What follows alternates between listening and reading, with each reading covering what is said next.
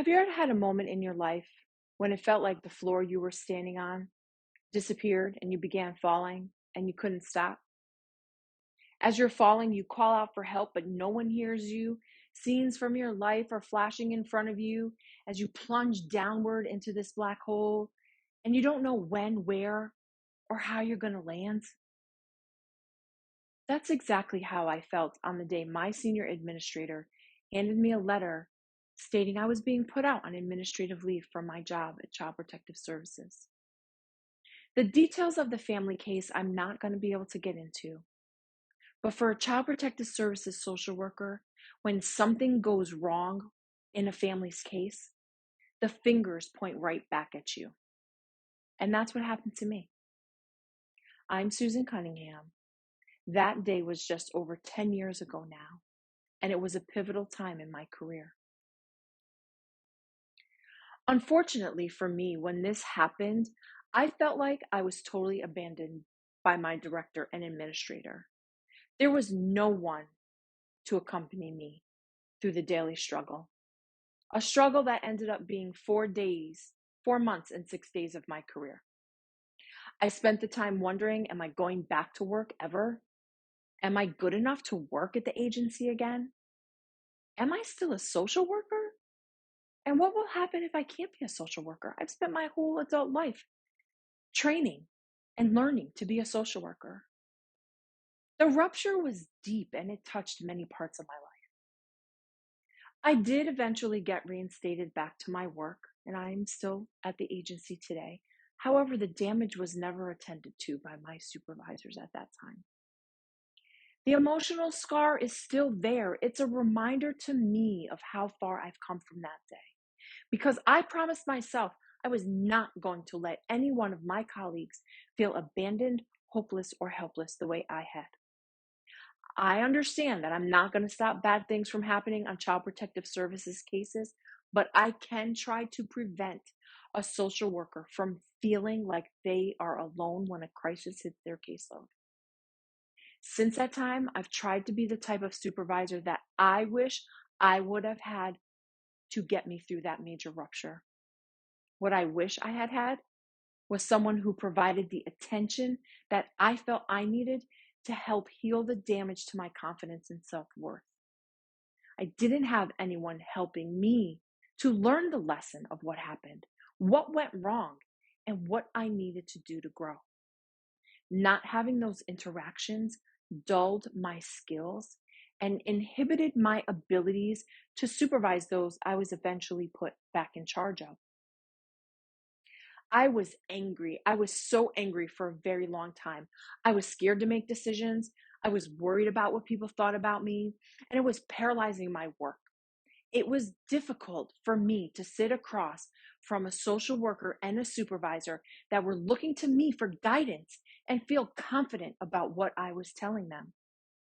Because my rupture had not been repaired by my superiors at that time, I internalized all of that pain, the shame, the stigma, and it was paralyzing my work and my working relationships. But then I began to think, maybe, just maybe, if I could share with my staff what I was feeling at that time, maybe they would see that what I really wanted was to give them the guidance and supervision they needed. I wanted to make decisions I was confident about. I didn't want to second guess myself. I just needed their help in getting there. So I ended up pulling together all of my staff that I supervised into a staff meeting. We sat in a social worker circle, and just in social worker fashion, everybody was looking at me wondering, what's going on now? What's happening? And as I stood at the top of that circle, I said to them, I brought you here because I want to name the elephant that has been in the room with us since my return. And I am naming the elephant mistrust. I acknowledged that the scar that my experience had left on me and how it was impacting them and our work. And that despite knowing I wasn't going to prevent the next bad thing from happening on our cases because something was going to happen, I was there to be their leader. And what I needed from them was for them to help me rebuild my self-confidence and trust, And that when I started trusting myself again, they would know it and they could feel safe in trusting me. When I provided this space for them to share their thoughts and feelings, I came to realize that by being emotionally vulnerable, that was the catalyst to repairing my rupture. The mutual respect between myself and the staff in that room that day increased by tenfold. We were all able to walk away with the feeling of we understood where we stood, we knew what to expect from our interactions going forward, and that we were all happy to be working together. We were going to do this together. Knight tells us that a supervisor's transparency can foster the alliance and lead to an environment in which supervisees are more likely to be open and honest. And I am here to tell you that that's what happened to me and my staff after that day. Our relationship changed. They began to be honest with me about when they were struggling with something. And if I was the source of their struggle, we talked about it. If there was a decision or a circumstance where they felt I wasn't being confident in myself, or I felt they weren't sharing enough information for me to trust myself in my decision, we talked about it.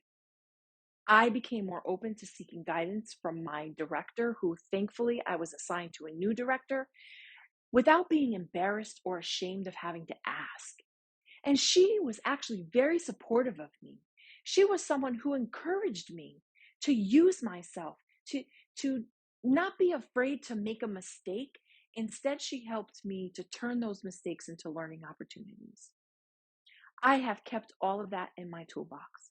The transparency, my use of self. Of course, I'm not breaking down in front of my staff and telling them I don't know what to do. But I was saying to them, I'm struggling with this. And if you're struggling, we need to talk about it. We need to talk about our feelings, get them out on the table so we can attend to those feelings and then attend to the work that needs to be done, which for us is protecting children and serving families. So many years after the situation happened to me, I was with one of my colleagues and we were having a conversation about job interviews and opportunities.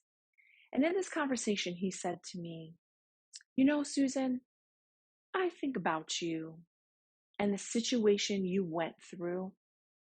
And you're here today having this conversation with me about opportunities and moving forward from everything. And you want to go for a promotion. And you're a champion of the work of this agency." And he said to me, "And as I sit here with you, I think of you as a phoenix rising from ashes after disintegrating into dust. A phoenix turning a bad situation, a failure that if any other person in our agency faced it, they may have just walked away and said, I can't do this anymore. But instead, you learned it. You turned it into a learning opportunity. You didn't let it suffocate you. You didn't let it take your drive away.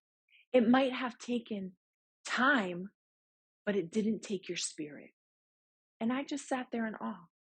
And I think about that conversation. And as I think about it now, I get emotional because that's all I ever needed someone to tell me.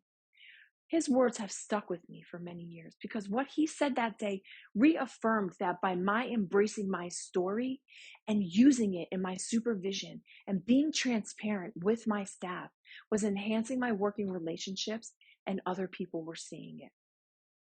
It had taken me back to being knowledgeable, self-confident, trusting social worker that I had always strived to be.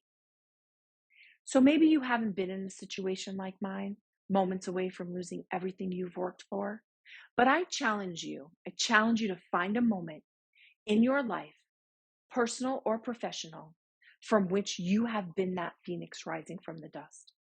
Take that moment, share it, use it to help people build and strengthen their own wings to fly. Thank you.